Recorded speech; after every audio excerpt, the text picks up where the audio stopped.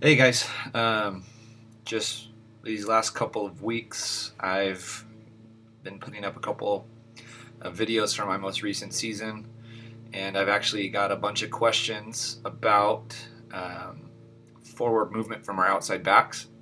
So I wanted to take a second and kind of explain some of those videos and some of the movement that we've been having. So I'm going to show you guys a video now, and then I'll come back and try to explain some of it. All right.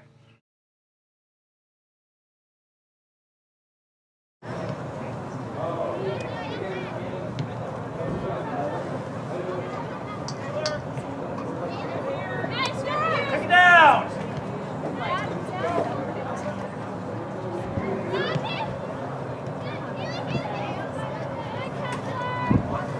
Hey, geez, Do you leave the 2 on there, or do you blank it? no, you leave it up. Just leave it up to let them know you're in the 2-minute time zone.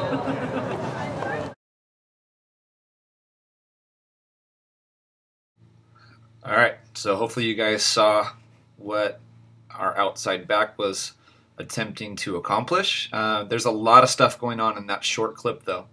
The first thing that we should probably focus on or touch on is the movement, not from our outside back, but from our holding mid. So I'm going to show it one more time, a shorter clip that kind of explains the first part of all this movement, and it's the holding mid, kind of checking her shoulder, looking for space, and then finding her way in between the other team's two forwards. They were set up in a very, very distinct 4-4-2 formation, and it actually made it really easy for us to kind of move people in and out of them.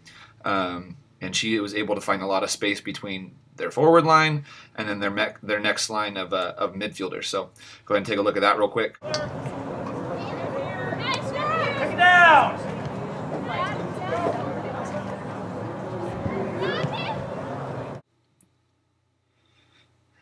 So the first part of the movement is getting Taylor, our holding mid, in between those two center forwards or two high forwards from the other team.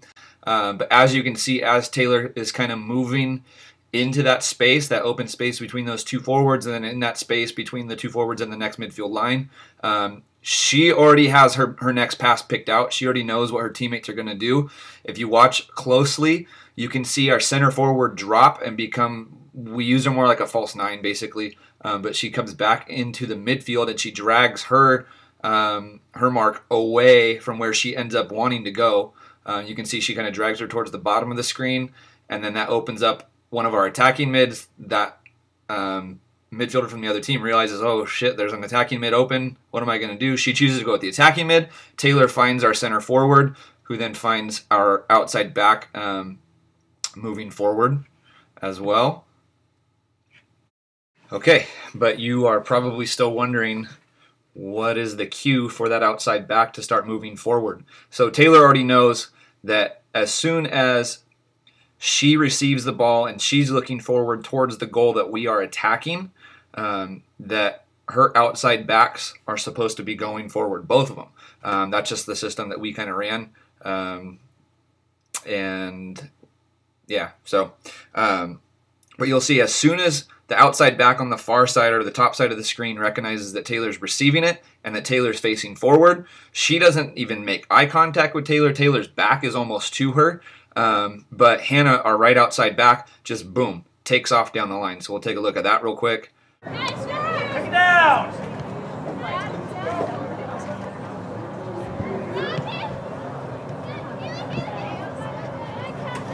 Yeah, so the first thing that Taylor does once she receives it and she is facing forward, the first thing she does is she looks to her right. She sees that her outside back is moving forward, but she sees a couple of defenders that are in the way. So right away, Taylor is looking for the next option. She's like, okay, I know that I want to go to that outside back. How do I get it there? She looks forward. Haley Kessler, our center forward, who had dropped, dragged her defender away, made her defender make a decision, found some open space. Taylor finds that, and she's like, okay, if I can play to Haley as our center forward, Haley can bounce that ball out wide. Boom, we bypass that kind of cluster of opposition out on the wing, drag them central, and then bounce the ball back out wide. So that's kind of what we did there. There's another cue in there though that we haven't really touched on, or that we you may have noticed, but it has to do with our winger. and the movement that she is doing in coordination with our outside back moving forward and our center forward dropping and becoming more like that false nine center attacking midfielder type role. But you'll see that our winger also creates a little bit of space by moving inward, dragging her defender with her, and then leaving Hannah, our right back, out kind of all by herself. There's a ton of little details that we go over in our training sessions that we just kind of perform second nature after a certain amount of time. That it's kind of hard to explain, like all the little itty bitty fine details of some of these movements. Just throwing a couple of other of the movements out there. You'll see as soon as our center forward that dropped back into the midfield to become like that false nine. As soon as she dishes the ball off, she kind of fakes like she's going to make a run central and kind of go in like for a cross and like she wants to be a target in the box. And you'll see that defender notice that, and that defender turns and starts just booking it towards the goal. And then Haley just cuts right behind her, and then she becomes actually she rotates out and becomes like a winger almost.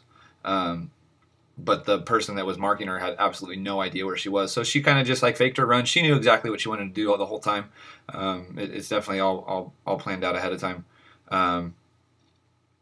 But it's just like those little things that we go over in practice just every single day that they pay off in kind of moments like that. Well, that didn't really pay off, but we didn't get a shot on goal or anything like that. But it's just that stuff consistently happens all the time. And when we get put in those situations, the team has a very, very good understanding of where their teammates will be, where they're going to be at the next pass, where they're going to be 3 or 4 passes from now. So it makes it easier for them to kind of go through the mental process of what should I do, where should I be, who should I play to next, that type of thing. So it just eliminates like milliseconds, seconds, half seconds, whatever you want to say. But it speeds up the entire process for the entire team. So the whole gist of this whole video, I kind of went on a tangent, but the whole idea was to identify some cues for moving our outside backs forward. Big cue is when our holding mid finds space and receives the ball and turns to go forward.